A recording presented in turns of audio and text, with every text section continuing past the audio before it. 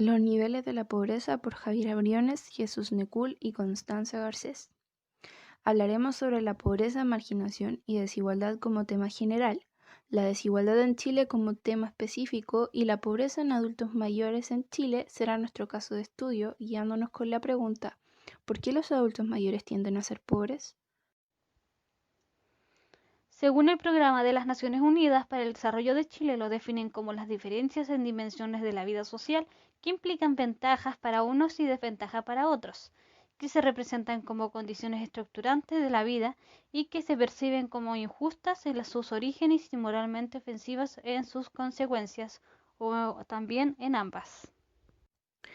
Hay 11 posibles formas de interpretar la pobreza: necesidad, estándar de vida, insuficiencia de recursos, carencia de seguridad básica, falta de titularidades, privación múltiple, exclusión, desigualdad, clase, dependencia y padecimiento inaceptable. El concepto de marginación empleado por el Consejo Nacional de Población, CONAPO, permite dar cuenta del fenómeno estructural que surge de las dificultades para propagar el progreso técnico en el conjunto de los sectores productivos y socialmente se expresa como persistente desigualdad en la participación de los ciudadanos y grupos sociales en el proceso de desarrollo y en el disfrute de sus beneficios. En pantalla vemos un mapa a gran escala que muestra la distribución de la riqueza en los países. Y a continuación se observa un mapa del hambre que da conocimiento de la desnutrición de la población de los mismos países. Así vemos que los países con mayores cifras de pobreza tienden a ser países con una mayor tasa de desnutrición, ocurriendo una correlación entre ambos aspectos, siendo esto un punto a tomar en cuenta al comprender la pobreza de un sector. La desigualdad en Chile. Como vimos en clases, en Chile el problema que hay no es la pobreza, sino la desigualdad. Según lo que dice la PNUD Chile, la desigualdad es parte de su fisonomía histórica, un rasgo estructural del orden social desde sus inicios hasta nuestros días. Para los habitantes es un elemento esencial de cómo entienden el país donde viven y la posición que ocupan en la sociedad. Se debe entender que la pobreza viene siempre acompañada de la desigualdad, por lo que no es posible comprender el nivel de pobreza de un sector sin entender la desigualdad que existe, de tal manera que se da el caso de países con gran riqueza, pero una alta desigualdad, la que igualmente termina por generar pobreza en el país, ocurriendo no por un tema de falta de recursos del Estado, sino más bien por una desigualdad extrema de los mismos. Es posible ejemplificar a Chile en estas definiciones. Asunto que se ve evidenciado en el esquema, que muestra a Chile entre las mejores posiciones de Latinoamérica respecto a pobreza, una cifra que se puede considerar realmente buena, pero ¿qué ocurre con la desigualdad? Es en este aspecto que Chile tiene una cifra elevada, siendo el país más desigual del grupo al que pertenece, la OCDE. Lo que nos lleva a la conclusión de que Chile es un país desarrollado y rico, pero muy desigual entre sus pobladores. Para una mayor comprensión del asunto, los invitamos a ver el siguiente video.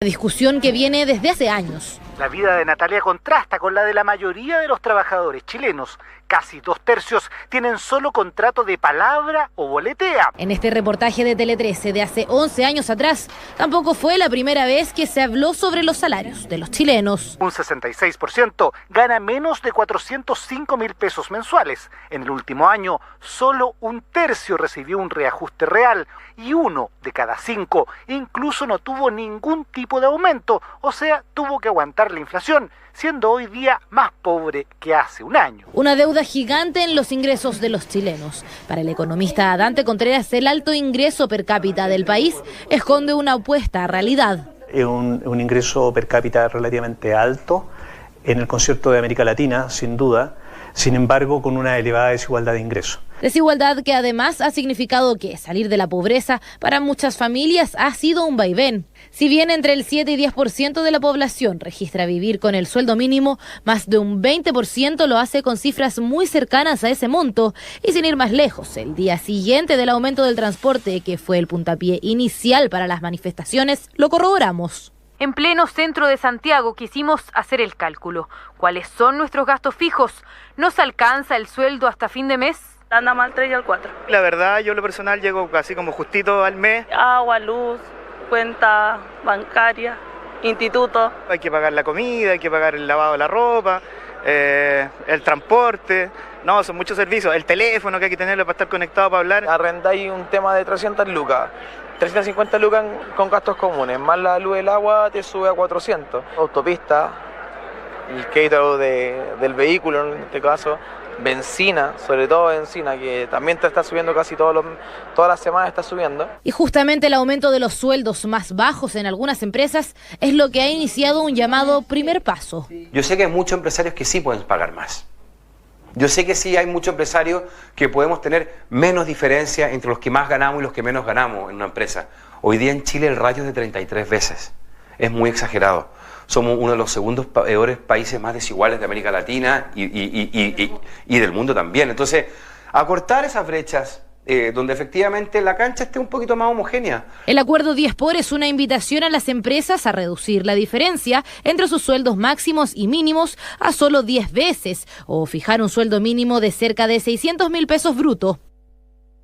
Incluso habría otros beneficios que traerían estos sueldos más altos. Ese crecimiento o ese incremento de salario va acompañado de crecimiento en productividad, ¿cierto? Y va acompañado de buenas políticas de capacitación y buenas políticas de educación. Al final debiera llevarnos a una economía más desarrollada. Un avance en el aumento salarial que, en medida de lo posible, debería ir más allá de lo impuesto por la ley si se quiere seguir progresando en mejoras de bienestar. La pobreza en adultos mayores en Chile. Existen varios factores que gatillan que las personas de avanzada edad sean pobres. Veamos este siguiente video para comprenderlo mejor.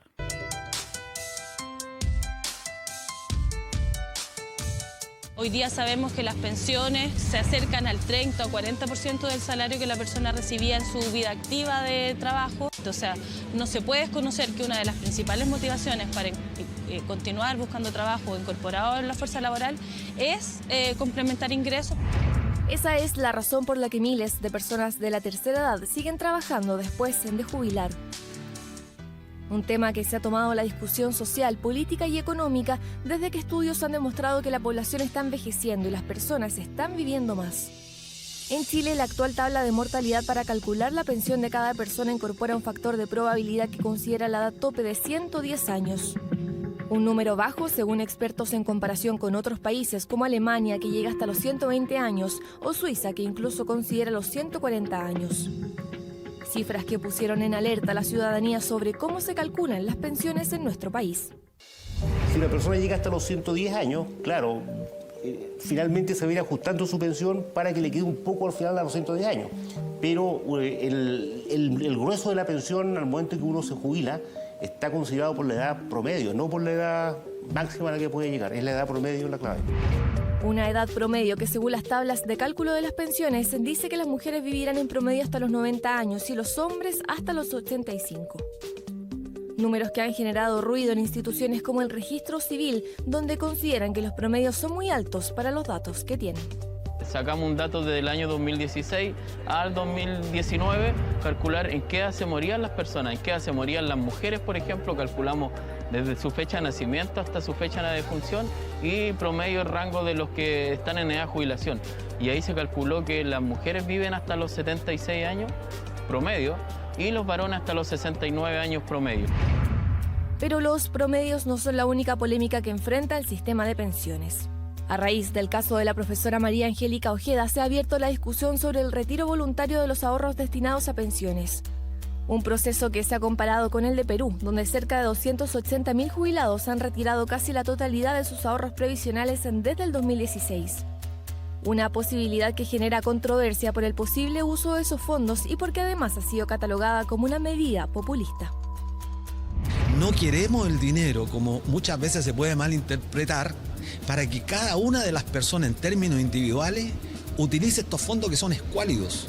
Lo que queremos es que la propiedad, si nos pertenece, vaya definitivamente a pagar pensiones y no a desarrollar el mercado de capitales como viene ocurriendo en los últimos años. Así como ha cambiado la población y su edad de envejecimiento, la ciudadanía espera que el sistema de pensiones actual se modifique, una exigencia que no solo se ha escuchado en las calles de Chile, sino que también en otros países como Brasil y Argentina, donde sistemas previsionales distintos como públicos o integrados se han puesto en jaque. Lamentablemente, esta es la realidad de muchos de nuestros adultos mayores que viven hoy en día. Las desigualdades son condiciones estructurantes que determinan la vida de las personas. Puede ser tan condicionante el ser pobre que ata a las personas a una vida llena de problemáticas como el sistema de salud, no tener recursos, no poder pagar seguros, etc., lo cual se traduce en una vida injusta y moralmente ofensiva. Como se mencionó anteriormente, en Chile está tan arraigada la desigualdad que afecta de sobremanera a toda la población chilena, pues las personas con posiciones más privilegiadas tienen el poder total, además de ser partícipes de una gran aporofobia, lo que es un defecto del sistema social desigual, que genera un gran descontento por parte de las personas del nivel inferior al de ellos, que poco a poco rechazan el contrato social en el que están inmersos. Esto lleva a una insatisfacción